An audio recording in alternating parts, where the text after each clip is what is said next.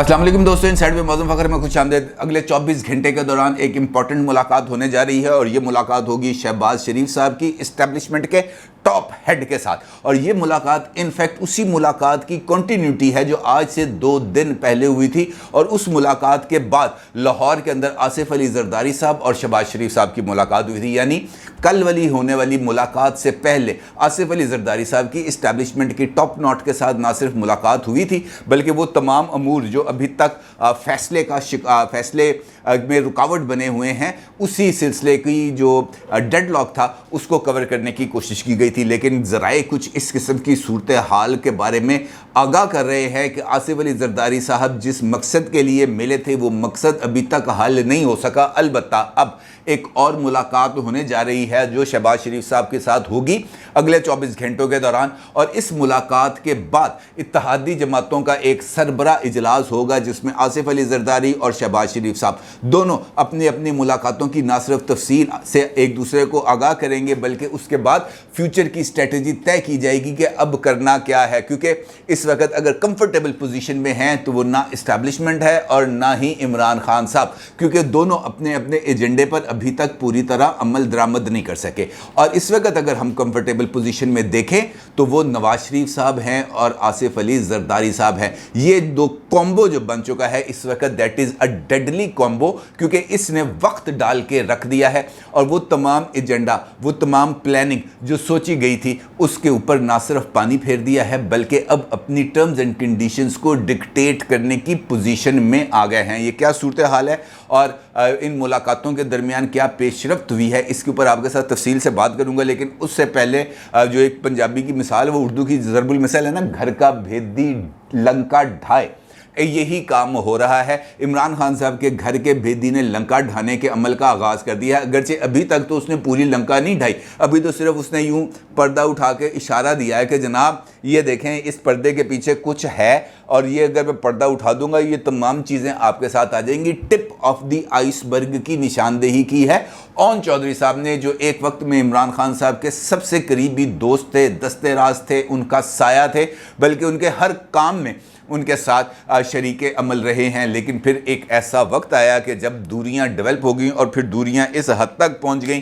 कि अब एक दूसरे के साथ उनकी स्पीकिंग टर्म्स भी नहीं रह गए। अलबत्ता एक इंटरव्यू हुआ ओन चौधरी साहब का सलीम साफ़ी साहब के साथ और इस इंटरव्यू में ओन चौधरी साहब ने कुछ ज़्यादा खुल के बात नहीं की लेकिन चंद एक वाक़यात का हवाला दिया जिससे जाहिर होता है कि पंजाब में और ख़ासतौर पर मरकज़ी हुकूमत इनफैक्ट चला कौन रहा था। इमरान खान साहब चला रहे थे या ख्वाब आते थे, ख्वाब आने के बाद इस बात का इजहार होता था कि भाई ये वाला काम करना है या ये वाला काम नहीं करना। ओन चौधरी साहब ने इसकी चंद मिसालें दी। ओन चौधरी साहब ने कहा कि इमरान खान साहब जब इलेक्शंस में जीत गए और उसके बाद उन्होंने कायदे-ए-ईवान का इंतखाब जीता,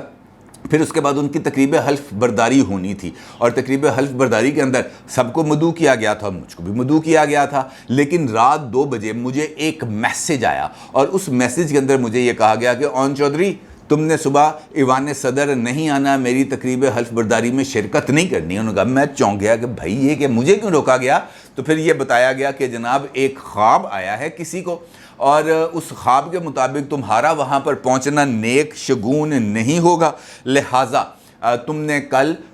जो है ईवान सदर मेरी तकरीब हल्फ बर्दारी में नहीं आना। और ओन चौधरी साहब के मुताबिक इस बात का जो सबूत है वो जो टेक्स्ट मैसेज है वो उनके पास मौजूद है। ओन चौधरी साहब ने इस बात का भी इजहार किया कि इमरान खान साहब की जो अहलिया है मोहतरमा बुशरा बीबी साहिबा, उन्होंने ओन साहब को इमरान खान साहब से दूर किया क्योंकि वो बकौल ओन चौधरी साहब उनके मंसूबों की राह में रुकावट थे। और यहाँ पर भी ख्वाब आता है और वो ओन चौधरी साहब के मुताबिक रात को बनी गाला में ख्वाब आता था और सुबह ईवान सदर में बैग आता था, सॉरी ईवान वज़ीर आला में बैग आता था। एक जगह ख्वाब आता था, दूसरी जगह पे बैग आता था और बैग के अंदर यकीनी तौर पर पता नहीं क्या होगा लेकिन मेरा ख्याल है कि बैग के अंदर कायदे आज़म ही आया करते थे और वो कायदे आज़म फिर वो जो जिक्र मैं अमूमन आपसे करता हूँ ना, लाहौर से बनी गाला चलने वाली मालगाड़ी, तो ये मालगाड़ी के अंदर ही बैगों को रखवा कर बनी गाला भिजवा दिया जाता था। फिर उनका ये कहना है कि मैंने इमरान खान साहब को बताया कि जनाब लाहौर के अंदर ईवान वज़ीर आला के अंदर जो इस वक्त हेरा फेरी जारी है वो बहुत ज़्यादा है, और यहाँ पर जो फ़ैसले हैं वो उस्मान बुज़दार नहीं कर रहे बल्कि एहसन जमील गुज्जर और फरा गोगी कर रही हैं, और जिसके नतीजे में यहाँ पर मंडी लग गई है। और उन्होंने कहा कि मेरी ये 1-to-1 मुलाकात के अंदर जो इमरान खान साहब से गुफ्तगू हुई उसका रिवार्ड मुझे ये मिला कि जनाब मुझे फौरी तौर पर पंजाब काबीना से निकालने का हुक्म दे दिया गया और कहा गया कि जनाब आप यहाँ से निकलें क्योंकि यहाँ पर अब आपकी ज़रूरत नहीं है। जब उनसे सवाल पूछा गया कि जनाब ये यहाँ पर जो खावर मनिका साहब की फैमिली है, क्या वो भी पंजाब के अंदर अपना कोई असर व रसूख इस्तेमाल कर रहे थे, तो ओन चौधरी के मुताबिक ये सब मिले हुए थे। ऐसा नहीं है कि किसी को किसी का इल्म नहीं था। ये पैसा डीपीओ और डीसी ट्रांसफ़र पोस्टिंग सब की तरफ जाता था। ये मनिका फैमिली तो ऐसे हुक्मरानी कर रही थी जैसे उनके बाप को वज़ीर आज़म लगा दिया गया हो। ये इंकशाफ है जनाब ओन चौधरी साहब का, और ये वो इंकशाफ है जिसके बारे में बहुत लोगों को बहुत ज़्यादा प्रॉब्लम है। बल्कि उन्होंने एक प्रेजेंटेशन का हवाला दिया और उनका ये कहना था कि चीफ मिनिस्टर ऑफिस के अंदर एक प्रेजेंटेशन जारी थी, और ये प्रेजेंटेशन बुनियादी तौर पर नेस्पाक दे रहा था, और नेस्पाक ने मुख्तलिफ जो प्रोजेक्ट्स थे उसके हवाले से जहाँ जहाँ पर वो कंसल्टेंसी दे रहे थे उसके हवाले से उन्होंने चीफ मिनिस्टर को आगाह करना था। और ओन चौधरी साहब कहते हैं कि वहाँ पर जो चीफ मिनिस्टर साहब थे वो ये पूछते रहे कि ये नेस्ले और नेस्पाक एक ही कंपनी है, तो जिस पर मैंने उन्हें कहा कि जनाब तुसी तो जनाब पूरी प्रेजेंटेशन दई अब बेड़ा गर्क कर दिया। अगर आपको इस बात का अंदाज़ा नहीं कि नेस्ले क्या है और नेस्पाक क्या है, तो फिर आप अंदाज़ा लगा सकते हैं कि पंजाब जैसे बड़े सूबे पर किस शख्सियत को बिठा दिया गया है। ओन चौधरी साहब ने इस बात का भी इंकशाफ किया कि इमरान खान साहब कानों के बड़े कच्चे हैं, और जब ज़िमनी इंतखाब में फवाद चौधरी साहब इलेक्शन हार गए थे तो उन्होंने कुछ ट्वीट्स की थी। वो ट्वीट्स किसी ने इमरान खान साहब को दिखा दी, और इमरान खान साहब ने फौरी तौर पर ओन चौधरी को कहा कि इसको पार्टी से निकालो, लेटर बनाओ, इसका फ़र्क करो इसे। तो जिस पर मैंने फौरी तौर पर जहांगीर तरीन साहब से रब्ता किया, और फिर जहांगीर तरीन और मैंने जाकर इमरान खान को बताया कि भाई वो एक अच्छा आदमी है, वो एक स्पोक्स पर्सन है, और हमें पार्टी के अंदर एक ऐसे अग्रेसिव स्पोक्स पर्सन की ज़रूरत है जो हर एक इशू के ऊपर बिला तकान बोल सके, चाहे सच है चाहे झूठा है वो बोलता रहे। और फवाद चौधरी ने साबित किया कि वो एक अच्छे स्पोक्स पर्सन है, और आज वो इमरान खान साहब की आंख का तारा है। लेकिन अगर उस वक्त हम उनको पार्टी से निकाल देते तो फिर आप अंदाज़ा लगा सकते हैं कि क्या होता। इसके साथ साथ ओन चौधरी साहब ने इमरान खान साहब को मिलने वाले मैंडेट के बारे में भी गुफ्तगू की है, अगरचे उन्होंने वाज़े तौर पर इस बात का इजहार नहीं किया कि इमरान खान को मैंडेट कैसे मिला। अलबत्ता उनका ये कहना था कि मेरे पास ऐसे ऐसे कौमी राज हैं कि मैं बता नहीं सकता, इस मुल्क के लिए खामोश रहूँगा। आपकी हुकूमत को तो गोद में बिठाकर लोरी दी गई, अपनी हुकूमत को आप जानते हैं या मैं जानता हूँ, मत ये पेंडोरा बॉक्स खुलवाएं। वो खुद ही की बात करते हैं तो ख़ुद से पूछें कि उनकी हुकूमत किसने बनवाई। ख़ुद से सवाल करें कि अवाम का मैंडेट,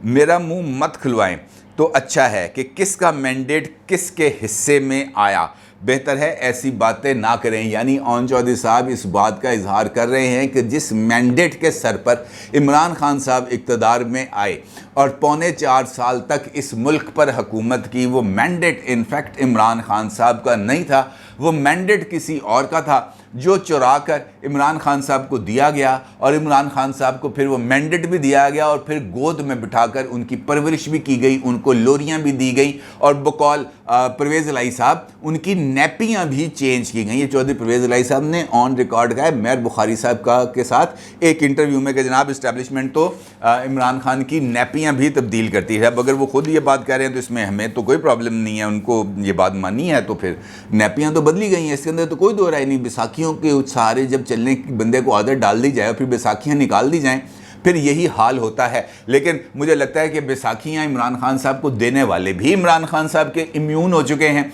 और इमरान खान साहब भी बैसाखियों वालों के इम्यून हो चुके हैं, क्योंकि दोनों को एक दूसरे की शायद बहुत ज़्यादा रमज़ों की पहचान हो चुकी है। बुनियादी तौर पर माजी के अंदर अगर हम देखें तो इस्टेब्लिशमेंट अपने मास्टर स्ट्रोक के हवाले से हमेशा से जानी पहचानी भी जाती थी और सराही भी जाती थी। लोगों का ये कहना था कि इस्टेब्लिशमेंट अगर कोई गेम करती है तो वो ऐसी गेम होती है जो वेल प्लान्ड, एक्यूरेट और टारगेट पर जाकर ठक करके लगती है, और जब वो अपनी असल गेम को एग्जीक्यूट करते हैं तो फिर एकदम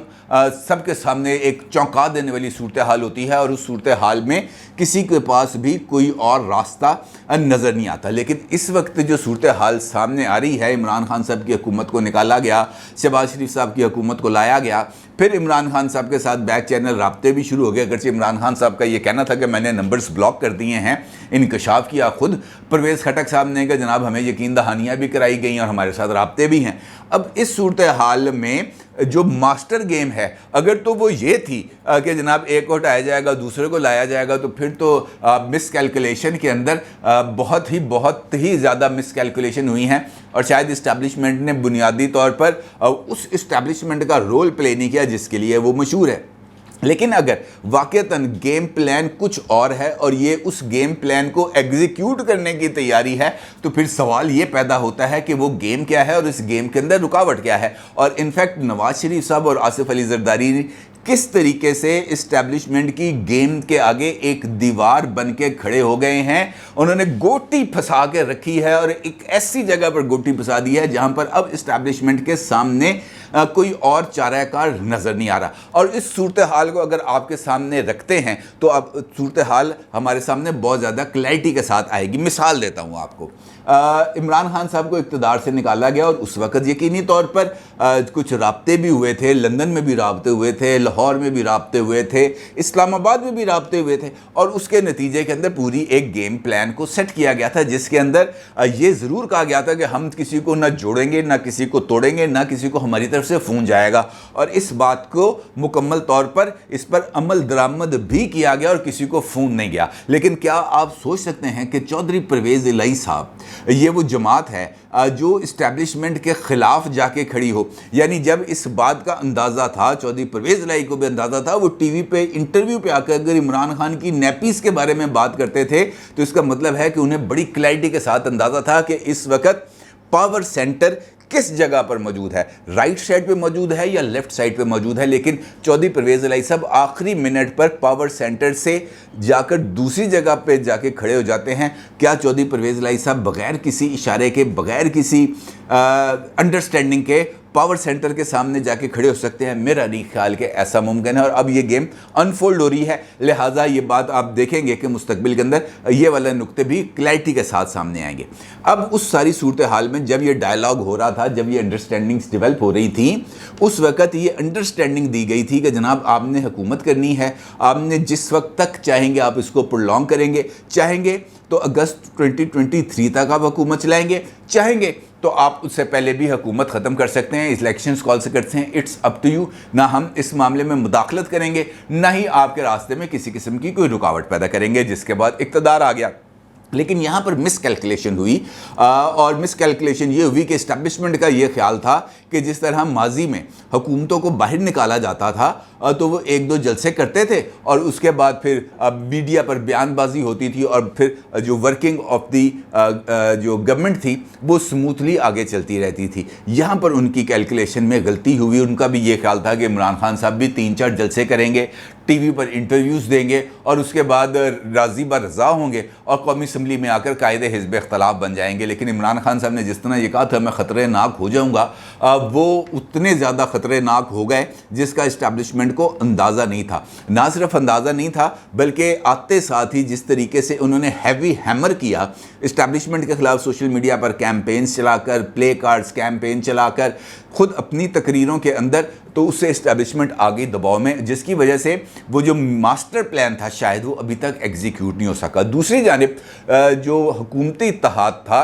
उसने भी वेट एंड सी की पॉलिसी पहले दिन से अपना के रखी। शहबाज शरीफ साहब ने हल्फ उठाने के बाद भी जो अपनी काबीना की तश्कील है उसको रोक के रखा। बहुत सारे फैसलों पर आज तक उन्होंने अमल दरामद नहीं किया, बहुत सारे मुश्किल फ़ैसले अभी तक नहीं लिए, क्योंकि वो ये चाहते हैं कि हमें खुलकर इस बारे में आगाह किया जाए कि जनाब हमने हुकूमत करनी है तो हमें अपने जो फैसले हैं वो मुकम्मल तौर पर करने की इजाज़त होनी चाहिए और हमारे रास्ते में किसी किस्म की कोई रुकावट नहीं होनी चाहिए। और ये जो बुत आपने बनाया है, इस बुत को कंट्रोल भी आप ही ने करना है, इसको गिराना है या इसको संभाल के रखना है अजायब घर में, ये आपकी जिम्मेदारी है। लेकिन यहाँ पर भी वो जो तवक्कुआत थी उसके ख़िलाफ़ काम हुआ, तो जिसकी वजह से एक स्टैंड स्टिल की पोजीशन आ गई, दबाव बढ़ना शुरू हो गया हुकूमत के ऊपर। लेकिन हुकूमत ने नहायत खामोशी के साथ इस सारे के सारे मामले को टैकल करने की कोशिश की। फिर ये बातें सामने आना शुरू हो गई कि जनाब इस्टेब्लिशमेंट ने एक मरतबा फिर कोई विंडो ऑफ अपॉर्चुनिटी खोली है दूसरी तरफ, यानी इमरान खान साहब की तरफ। अब इस सूरत हाल में जब ये कहा जाए कि जनाब आपके हाथ पांव बांध दिए गए हैं और ये कहा जाए कि जनाब अब खुद प्राइम मिनिस्टर को इस बात में पैगाम भिजवाया जाए कि जनाब अब 15-20 दिन के अंदर असम्बलियाँ डिज़ोल्व कराएं इलेक्शन, जो होगा देखा जाएगा, तो फिर यकीनी तौर पर एक क्राइसिस ऑफ कॉन्फिडेंस जो है वो डेवलप हो जाता है। और इस क्राइसिस ऑफ कॉन्फिडेंस को ब्रिज करने के लिए इस वक्त कोई तैयार नहीं। और इसका मतलब ये है कि जो हमारी कौमी लीडरशिप थी, नवाज़ शरीफ साहब और आसिफ अली ज़रदारी साहब, इन दोनों ने जो फ़ैसले किए थे और उन फ़ैसलों को लेके आगे बढ़े थे, उन फ़ैसलों को अब किसी ना किसी तरफ लगाना था। लिहाजा जो मईशत के हवाले से फौरी फ़ैसले ना करके, अनपॉपुलर डिसीजंस ना करके, हर एक अमल को, गवर्नमेंट फंक्शनिंग को आहिस्ता करके, बजट की तैयारी ना करते हुए, IMF के साथ अपनी टर्म्स एंड कंडीशंस पर गुफ्तगू करते हुए उन्होंने उस सारे माहौल के अंदर अपनी जो गोटी है वो फंसा दी। अब एक ऐसी जगह पर लाके उन्होंने अपनी गाड़ी खड़ी कर दी जहां से अब ना इस्टेब्लिशमेंट के पास कोई गाड़ी निकालने का मौका है, ना इमरान खान साहब के पास गाड़ी निकालने का कोई मौका है। अब यहाँ पर आके एक ऐसी सिचुएशन पैदा हो गई है कि जब तक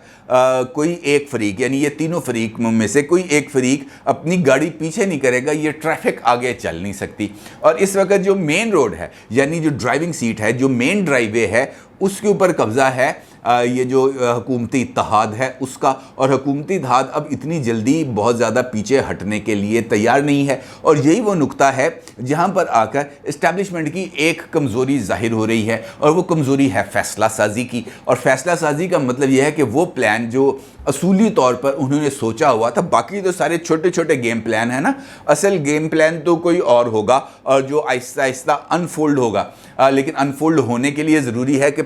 जो सूरत हाल है वो क्लैरिटी की तरफ जाए, या अचानक एक बॉम्बशेल जिस तरह इस्टेब्लिशमेंट फाड़ती है वैसे ही फटे, और वो ऐसा होता हुआ नज़र नहीं आ रहा। और अभी जो मुलाकात हुई आसिफ अली ज़रदारी साहब की आज से 2 दिन पहले, उस मुलाकात के अंदर भी ये तमाम चीज़ों को डिस्कस किया गया और फिर इस्टेब्लिशमेंट को बता दिया गया बड़ी क्लैरिटी के साथ कि जनाब अगर तो हमने मुल्क चलाना है तो फ़ैसले भी हमारे होंगे,